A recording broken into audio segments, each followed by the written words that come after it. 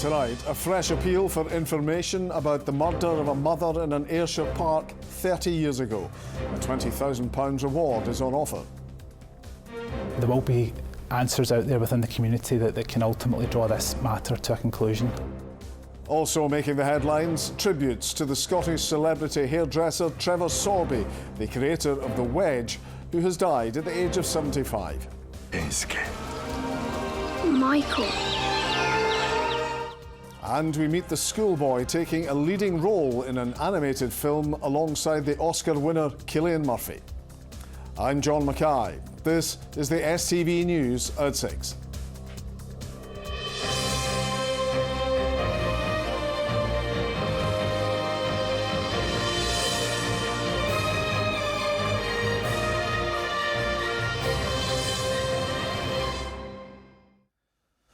Good evening. 30 years after a mother was murdered just yards from her home in Ayrshire, a reward for information to catch her killer has been doubled to £20,000. Shona Stevens was found badly beaten in the Bowtree Hill Park area of Irvine on November the 10th, 1994. Detectives are now re-appealing for people who were in the park on that day to come forward, as Caitlin Hutchison reports. On the 10th of November 1994, mum of one Shona Stevens was found badly beaten in the wooded area behind her house. She had sustained serious head injuries and died in hospital days later. 30 years on, police say they are as determined as ever to track down the person responsible, who they believe may have local connections. They're appealing to the public for answers. Well, I'm hoping to get more information around those who were in the park on the day in question to try and really drill down on the details of who was there, who was not there, and test potential loyalties from back then about alibis and whatnot. So we're conducting a full investigation. This is the network of paths where Shona was discovered 30 years ago. She was thought to have been returning from the local shop when she fell victim to what police have described as a brutal and frenzied attack, which took place in broad daylight and just minutes from the house she shared with her mother and her 7-year-old daughter. 4 weeks after her death, Shona's family made an emotional plea for answers. My daughter Shona was a quiet, reserved girl who minded her own business. She doesn't want anybody else having to sit in this chair to go through what this family's going through. It's not just for herself, it's for everybody outside, because there's people very frightened to go out. Officers said in 2021 that a novelty keyring found at the scene could hold the key to solving Shona's murder. But today, her loved ones feel no closer to the truth despite years of searching, and have released another statement asking for justice. They said, "We know it has been 30 years since Shona was taken from us, but to us it seems like only yesterday. There is not a day that goes by that she is not in our thoughts and in our hearts. If you remember noticing or seeing anything suspicious or out of the ordinary, no matter how small, please let the police know." Crime Stoppers is now offering a £20,000 reward for information received that leads to an arrest and conviction for Shona's murder, double the amount offered during a previous appeal in 2021. And whilst decades have passed, the lasting consequences of Shona's brutal killing for her family and friends remain. Every minute I did spend with her was precious to me, you know. Even if the person's caught, you know, it won't change anything. It won't bring her back. Caitlin Hutchison, STV News, Irvine. The Scottish celebrity hairdresser Trevor Sorby has died at the age of 75. Credited with the creation of the wedge hairstyle and scrunch drying, the Paisley-born stylist had revealed his terminal cancer diagnosis just weeks ago. Ollie Dickinson has more. When you're looking at somebody, what is it you're looking at to see what they would suit? Well, to me it's more, not so much the shape of the face, it's more the person themselves. Born into a family of barbers in post-war Paisley, Trevor Sorby would go on to become a defining figure in hairdressing and style. Famous for the creation of the wedge, he'd set trends across more than 5 decades and was recognised by the Queen. However, last month, the 75-year-old told This Morning that his bowel cancer had spread. I had a nurse the other day come around to assess me, and I said, "Will I make Christmas?" She said, "I don't know, Trevor." I said, "I damn well will. I damn well will." But tragically, this afternoon, his salon confirmed that he had passed away. In a statement, they said he had died peacefully with his family and beloved dog by his side. Trevor Sorby was an amazing man, absolute, one of the gods of hairdressing, one of the true gods of hairdressing. He was a gentleman and also a good friend, and very, very funny, very humorous, and just a complete and utter artist in the field of hairdressing. Part of Trevor Sorby's legacy will be his work with his My New Hair charity, providing advice and support to hairdressers who offer a wig styling service for people living with cancer and medical hair loss. It's just quite an amazing thing, very humbling thing to be involved in. And at one point in time, Trevor showed me all of the cards that he had, and it was like a bin bag full of cards from people saying how pleased they were and the gratitude that they had for him giving up his time to do their wig, and how people felt about it. In 2017, Trevor Sorby was awarded an honorary doctorate from the University of the West of Scotland for his outstanding contribution to business, entrepreneurship and social awareness for cancer patients. Tonight, his salon reminded everyone of Trevor's words: be bold, be different, but always do everything in good taste.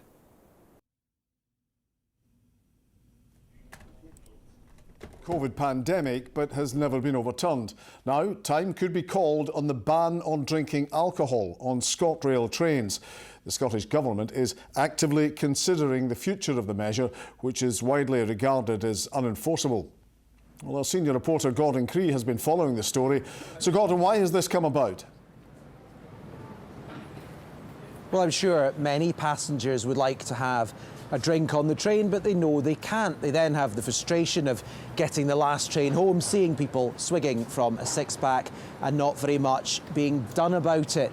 Well, I've been speaking today to the RMT union, who say the focus on booze rather than behaviour is the wrong way round. What they want to see is more police on the trains, specific legislation to make it an offence to attack transport workers, and perpetrators being banned from public transport. And that has all led to growing calls for the alcohol ban to go. This weekend, thousands of rugby fans will come through Haymarket Station on the way to Murrayfield for Scotland's Rugby International. Many of them will stop at the pubs on the way, but if they crack open an alcoholic drink while on the train, they'd be breaking the law. If someone's having a drink earlier in the evening, they're not being disruptive, they're being quite respectful of each passenger and so forth, I don't see there's any issues with that. We should be able to have a little alcoholic drink on the train, but at moderation. I never really want to drink on the train, so yeah, it wouldn't affect me in any way. This is how the ban was reported back in November 2020. Drinking alcohol on trains and in stations will be banned from Monday.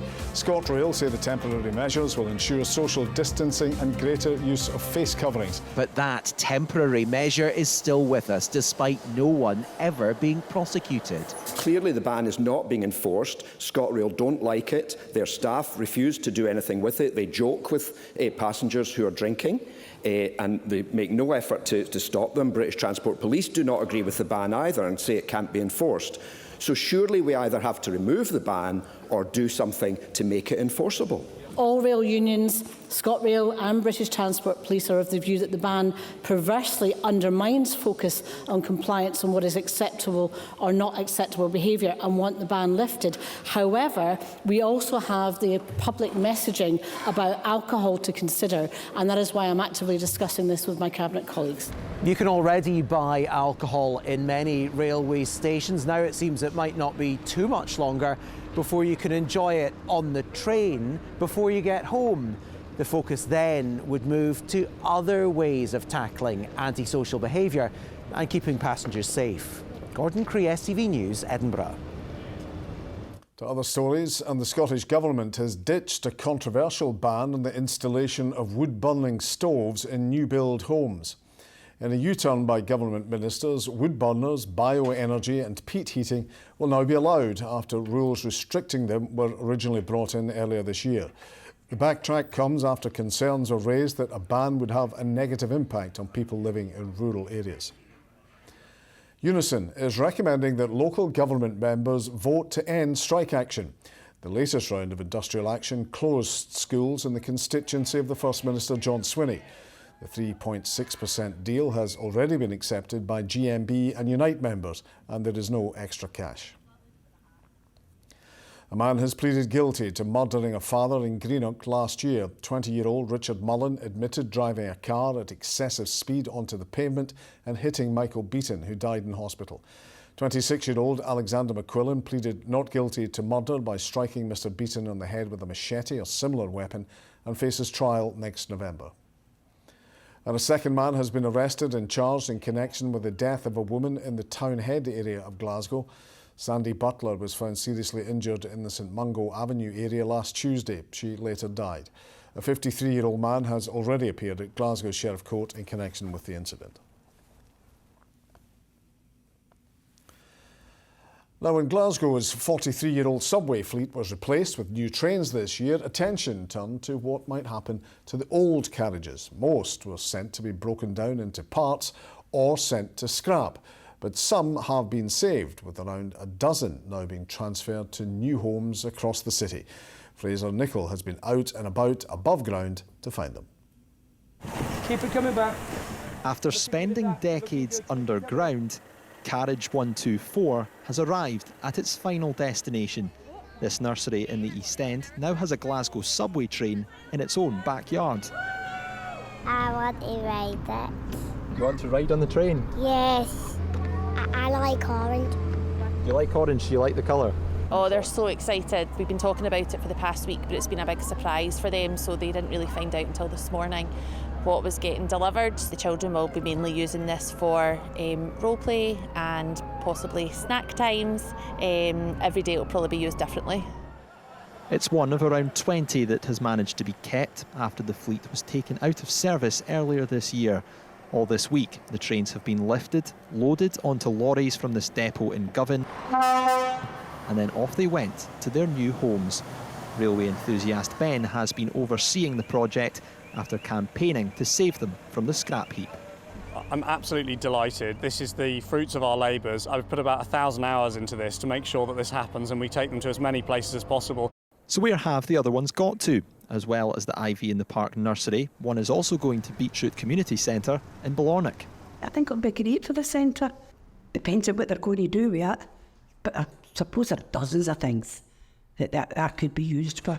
Glasgow businessman Joe Mulholland has bought 11 of the carriages, which he's hoping to turn into business and art spaces in Finnieston. I'm hoping that 2 or 4 of them may be linked with the restaurant, which we already have planning permission for, and people will be able to eat in these places. There's all sorts of possibilities, and I'm hoping that it will bring another wider variety of people into our places, but into Finnieston itself. The city's Riverside Museum welcomed a carriage in the summer, which is already proving popular as an exhibit.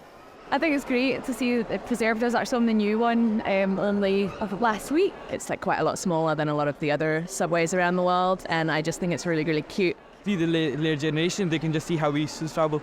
Well, we had been in discussion with SPT for almost a decade, and whenever they were going to get rid of the Clockwork Orange, the new trains, we said we'd love to have one here in the museum and tell a little bit about the story of how they came about, their design, and some of the people who worked on them over the years.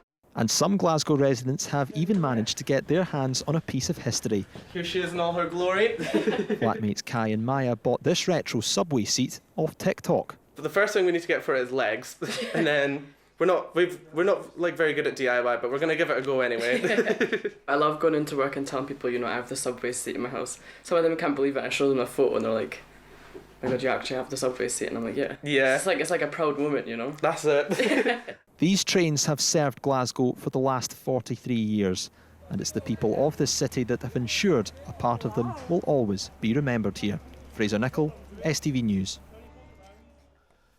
Ronnie's here with the sport, and from Europe to the league, it's all been happening, Ronnie. It's all happening in the world of sport, John, always is.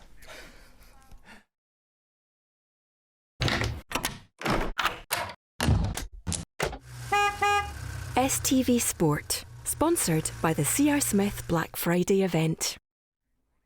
Good evening. Rangers manager Philippe Clement insists his side put in an impressive performance in their 1-1 draw away to Olympiacos last night, but says he's disappointed they didn't leave with all 3 points. Meanwhile, after Hearts' winning run in the Conference League, it came to an end last night after defeat to Heidenheim. Neil Critchley says his players simply weren't clinical enough against the Bundesliga side. If we keep producing that level of performance, then we'll win games of football. The test for us is to keep showing that mentality, keep showing the same attitude, keep showing the ability that we showed on the ball as well. We produced some really good moves, good moments. The only thing missing tonight was the final bit. Brendan Rodgers has described Celtic's Champions League win over RB Leipzig as a generational game and insists the aim is now to sustain that level of performance in Europe. The Parkhead club produced a dominant display to sweep aside the Germans on Tuesday night. Rodgers insists that was the type of night he had in mind when he returned as manager. I've heard it talked about a generational game, which I couldn't argue with that. You know, the performance level. It's something that we've been working towards for the last 12 to 16 months. That was my vision of. And a big part of coming back was to bring a team into Europe, but the supporters are craving for, not just to participate but to compete. Stephen Robinson is facing yet more disruption to his St Mirren squad after defender Charles Dunn was ruled out for 8 weeks with a tendon injury. The Buddies boss admits he's now down to the bare bones in defence. The news comes the same week as the club ended Kevin Van Veen's loan deal following a charge of domestic abuse. St Mirren face bottom of the table Hibs this weekend, with Easter Road captain Joe Newell insisting the players need to do more for head coach David Gray. It's probably been the most difficult period of my management career, I have to say. It's things that they don't teach you on the pro licence, I have to be honest with you. I think they need to rewrite the book on how to teach managers. The staff, the manager have worked so hard since they've come in pre-season, and I feel personally that they've got a group of players that should be a lot better than where we are. Finally, Gregor Townsend says Scotland will have to play their best rugby to stand a chance of upsetting the world champion South Africa this weekend. The Scots haven't tasted victory over the Springboks since 2010, but the visitors are wary of the power of the home crowd at Murrayfield on Sunday. Jamie Bothwick has the latest. Their biggest test awaits. A year on from South Africa's Rugby World Cup triumph, the Springboks are in Edinburgh to take on Scotland.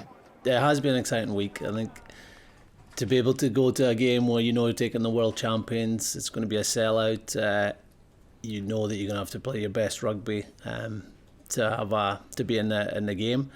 So yeah, it's got everybody's minds focused, and the players are really relishing this opportunity. South Africa followed up lifting the World Cup by winning the Southern Hemisphere's Rugby Championship, but their head coach is approaching this Scottish showdown with caution. The aura of Murrayfield and the way the crowd are and the way you handle the pressure and stuff like that, I really think a lot of people, Scotland think they're going to win on Sunday, you know, and we know if we're a little bit off our game, we in for a very, very tough, long day. It's 8 games and 14 years since Scotland came out on top against the Springboks, but this squad is only focused on the here and now. I think there's just a realisation that when you take on a world champion team, there's going to be a record that you're going to have to beat. I think that something that we really respect about the South African team is their consistency. They have delivered time and time again. The chance to claim a famous win in front of 67,000 supporters lies ahead at Murrayfield on Sunday. Jamie Borthwick, STV Sport.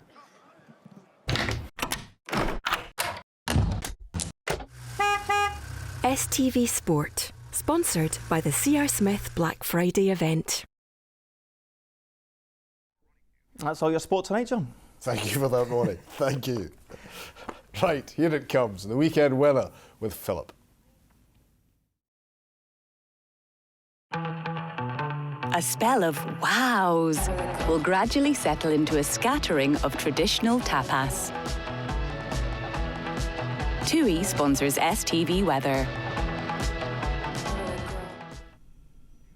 Well, at the moment we still have a huge area of high pressure out to the east of us, and that's been blocking weather systems from moving in from the Atlantic. It does stick around for the next day or so, but then come Sunday we start to see a bit of a change. Those frontal systems do start to push in from the west, bringing with them some showering outbreaks of rain and drizzle, and that will work its way eastwards across the country throughout Sunday. Come Monday though, high pressure starts to reassert itself from the southwest, so the start of next week isn't looking too bad. Back to just now, and as we head through the rest of this evening, very little change from what we've seen through the course of the day, unfortunately keeping a hold of the grey, cloudy and gloomy conditions into the overnight period. We might see some clearer skies, and where we have the clear conditions that will lead to some mist and fog patches forming because there's more moisture in the air, with temperatures dropping to lows of around 6 or 7 degrees Celsius.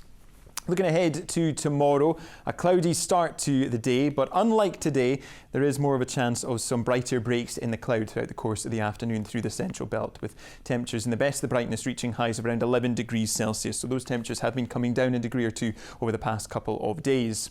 Then looking ahead to Sunday, like I said, we start to see a bit of a different day. Those weak frontal systems will move in from the west. So a damp start to the day across western areas, turning cloudier from the east later on in the afternoon with highs of 12. Bye-bye. TUI sponsors STV Weather.